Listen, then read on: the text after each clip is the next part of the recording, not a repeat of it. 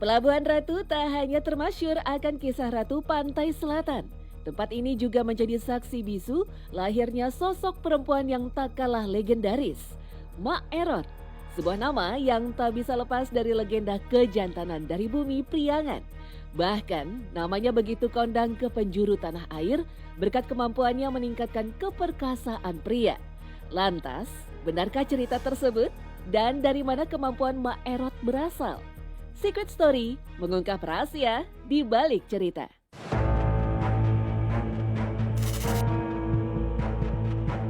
Kami pun menyambangi Kecamatan Cisolok, Kabupaten Sukabumi.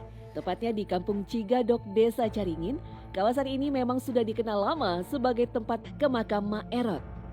Ya, Mak Erot sendiri telah meninggal dunia pada 2008 silam. Usianya mencapai 130 tahun ketika menghembuskan nafas terakhir. Sebuah umur yang terbilang sangat sepuh. Kendati Mak Erot telah tiada, warisannya tetap berlanjut sampai sekarang.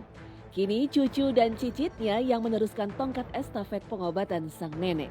Kami bertemu dengan Haji Saipudin, cucu pertama dari Mak Erot. Sebagai cucu paling tua, Haji Saipudin lah yang mendapat warisan ilmu pengobatan langsung dari Mak Erot.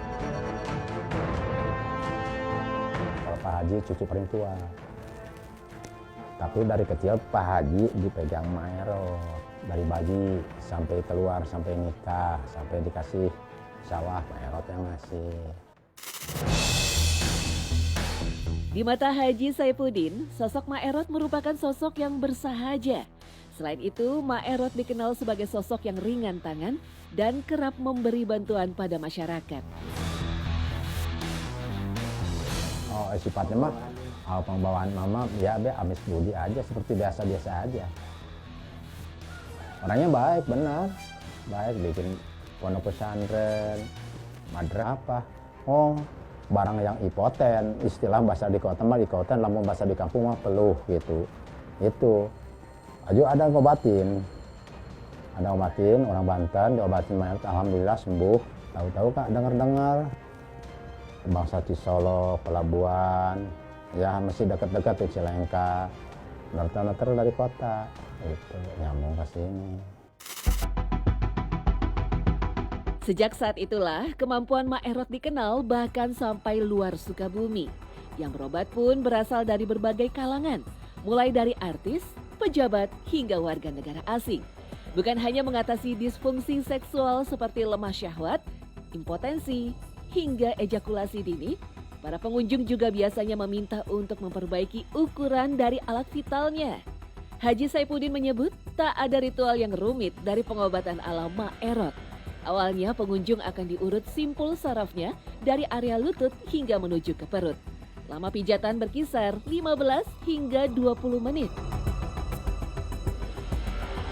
Yang diurut itu saluran urat-urat. Kan alat vital semua juga, dina kaki semua.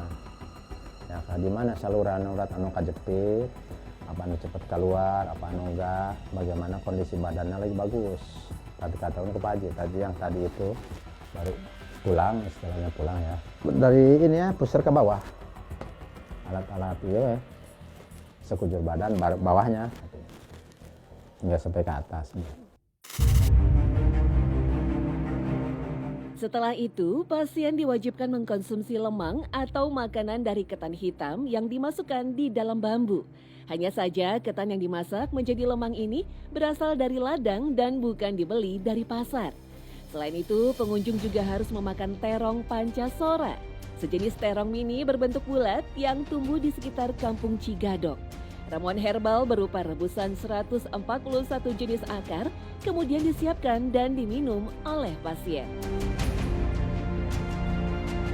Ketan, terong pancasona, air ramuan, terus ada apa sampingannya, obat oles diperiksa diolesin, dikasih obat oles 1, 2, 3, 4 rutin supaya cepat bengkak bagus. Pan ini kuat, keras, tahan lama, panjang dan besar. Itu berikut kumpul semua. Kecuali total mati, yang dibangunin dulu, tak usah pakai ramuan yang lain lagi, dimantra sama Pak.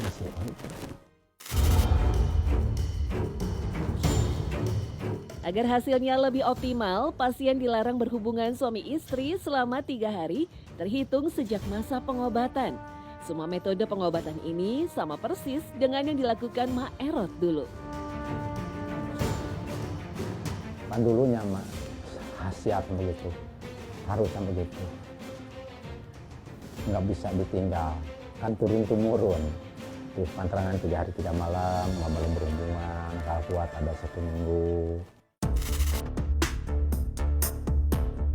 Sayangnya, nama besar Mak Erot rupanya banyak dimanfaatkan oleh orang-orang yang tidak bertanggung jawab. Dasep, anak Haji Saifuddin sekaligus cicit Mak Erot mengaku banyak terapi kejantanan di luar sana yang mencatut nama almarhum Mak Erot. Mereka bahkan mengaku-ngaku keturunan ataupun murid Mak Erot. Untuk saat ini banyak yang mengatasnamakan ataupun yang mengaku-ngaku keluarga Mak Erot ataupun anak dan cucunya. Karena yang lebih jelasnya tetap ada di pusat kampung Cigadok, Desa Caringin, Kecamatan Cisolok, Kabupaten Sukabumi. Itu pusat kampungnya. Memang ada beberapa cucu yang buka praktik di luar kota, namun kebanyakan mungkin yang mengaku-ngaku. Dasep yang juga mendapat ilmu langsung dari Mak Erot menyebut, meski ramuan bisa dibuat siapapun, praktek terapi bisa ditiru, tetapi ada hal yang terkadang tak dilakukan para pengaku keturunan Mak Erot. Ya kalau dulu saya diberi ilmu ini untuk menurunkan dari Mak Erot juga, dari Pak Haji juga dikasih seperti itu. Cuman untuk menguasai ilmu Erot itu ada cara-cara yang harus kita dilakukan, seperti berpuasa dan malamnya kita ada bacaan yang harus kita dilakukan, dijalankan untuk selama 40 hari. Kami pun penasaran seperti apa khasiat dari terapi ini. Ihsan, salah seorang pasien yang berobat ke tempat ini mengaku memang ada perubahan drastis dalam hubungan suami istri. Saya sama istri saya itu kan datang ke Mak Erot.